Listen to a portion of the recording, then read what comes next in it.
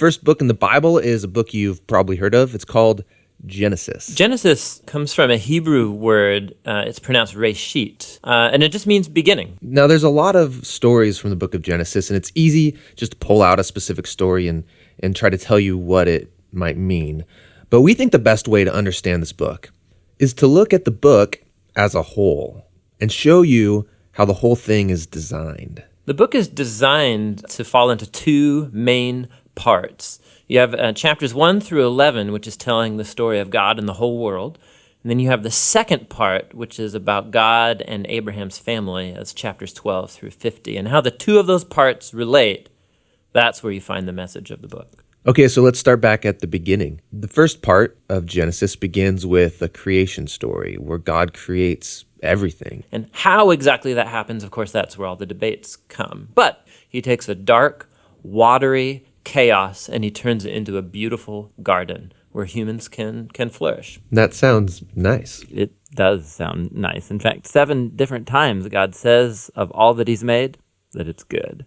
And this is where we meet the first human characters in the Bible, Adam and Eve. They're both individual characters, but they're also representative. Adam is the Hebrew word for humanity, and Eve is the Hebrew word for life.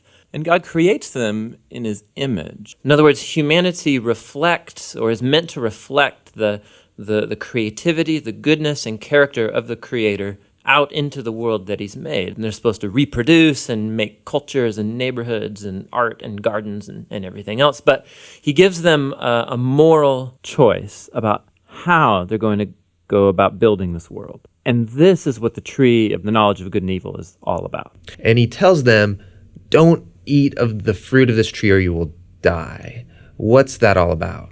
So up till now, God has been the one defining and providing what is good.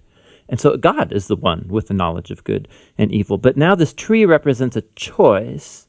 Will the humans trust God's definition of good and evil, or are they going to seize the opportunity and define good and evil for themselves? And Adam and Eve eat the fruit. This is the core biblical explanation for that concept of sin, that desire to call the shots myself. It's the inward turn of the human heart to do what's good for me and my tribe, even if it's at the expense of you and your tribe.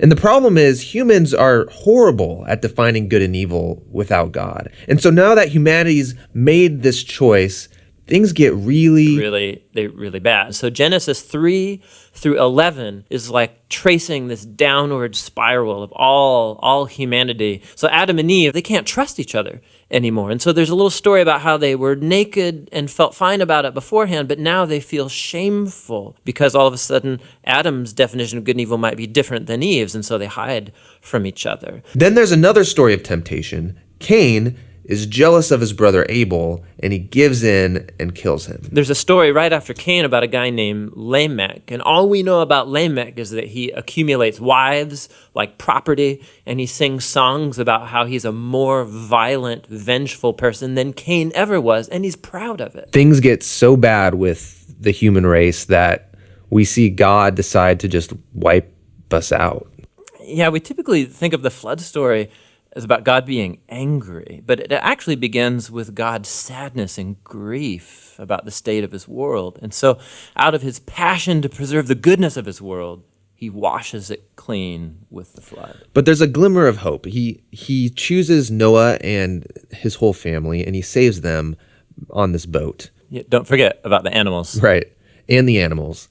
So Noah and his family are going to reboot all of humanity. I mean, he must be a pretty great guy. But this is the story most people don't know because it's kind of weird, is that Noah gets off the boat and he plants a vineyard and he gets totally plastered. And then something sketchy happens in his tent with his son. It's a tragic story. So from here, humanity grows again, but things are as bad as before. And the last story is the famous story of the Tower of Babel. And in this story, you have all of the nations uniting together to use this new technology they have, the brick. And they want to make a name for themselves and build this big city with a huge tower that will reach up to the gods. But God knows that this city will be a nightmare. And so in his mercy, he scatters them. And all of these stories, they're underlining the same basic idea. When humans seize autonomy from God, when they define good and evil for themselves, it results in a world of tragedy and death. And this leaves you wondering, is there any hope for humanity? Yes, yeah, there is. It's the very next story that answers that question. It's the beginning of God's mission to rescue and restore his world.